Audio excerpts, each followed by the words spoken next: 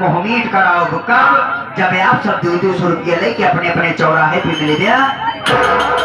तो आप सब सोचा थोड़ा छोटू अच्छा खासा चुटकिया बनावा कहाँ कि हमारे पैसा हमारी की मिठाई खवाई है।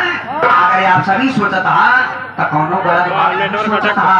जैसे एक बीता सही सोचा था वैसे खाता हूँ सोचा नौकरी करे के बाद तुरंत पगार पाऊंगा ना। जौने दिन हम पगार पाए तो हाथ में 200 रुपया दरवाजे दरवाजे वापस कर दी। तो आप सब सोचा छोड़ा कि अनजान आदमी के ऊपर विश्वास कैसे करी।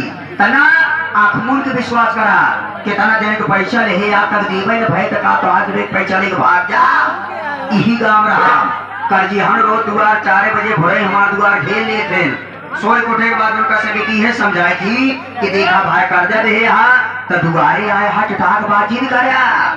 कर्जा दे तो हम वादा करते ही कि एक रुपया एक पाई चुका के तब मारा एक दिन मर जा पाया कटहल ले अबे का अगर हमारा फार्मूला जमावे खोल तो कल से अपने अपने चौराहे उधार आप चालू कर दिया।